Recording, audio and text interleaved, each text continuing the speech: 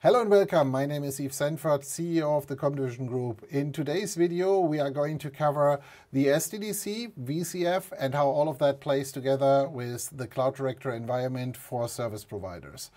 To cover that topic, I brought in one of our experts, Sascha Schwunk. Hi, Sascha. Hi, my name is Sascha Schwunk. I'm CIO and Cloud Architect at Comdivision, and I'm happy to show you what is an SDDC, what is VCF, and how we can use it as a service provider. Good. So the SDDC is well known. We have the compute stack, RAM and CPU that's run as normal, nothing changes on the vSphere platform. We have the networking piece, no longer a discussion VRT, it's just NSX moving forward. And on the storage side, for simplicity, we covered just vSAN for now.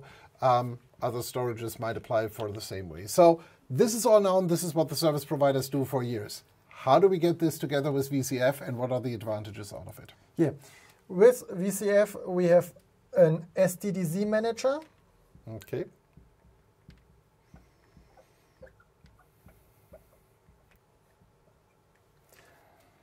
This SDDC manager is responsible for updates and upgrades. That means we can update and upgrade vSphere, NSX, and vSAN. The SDDC manager is responsible for password rotation. So we can rotate our complete passwords on vSphere, on NSX, and on vSAN over the SDDC manager. That brings us in the situation that we can rotate the passwords every few days without problems.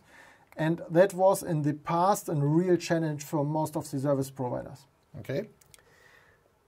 And also very, very good and interesting, we can rotate certificates on all of these products. So no longer the problem if someone crazy comes up with 90 days that this actually becomes a horrible task, because by the point in time people are finished, we can start again. Right. So this is great. So this is our SDDC manager managing all these components. So let's go one level deeper. So how is that reflected from a setup perspective in the infrastructure?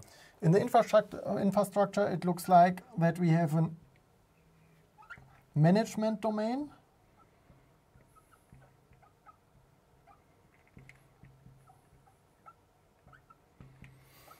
And here runs the components vCenter, NSX manager, and so on. So the complete configuration. And we have the workload domains.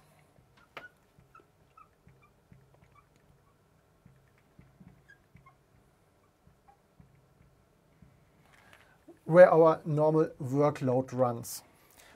Okay, so the management domain basically means all my vSphere management components run there. We know, those who have worked with VCF before, that you can use the ARIA tools to get ARIA operations and things like that into play. What we can also do is we can leverage the, we can manage the cloud provider lifecycle manager to deploy our cloud director in the same infrastructure. And that also would mean additional add-ons like VCDA and so forth. That is basically being deployed into the management domain.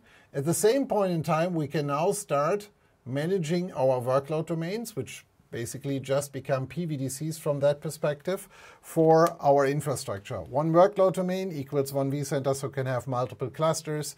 And the number of workload domains, best is always check maximum guides, and then you have a bit of an idea on how this works. So you see, overall, all of this becomes a lot easier for a service provider to set up, because all of these domains are now automatically set up.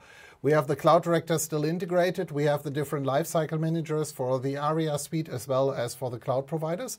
And that makes it really easy for service providers in the future to manage and operate their complete stack. We will cover the details in a few more videos. Up until then, thank you and goodbye. Goodbye.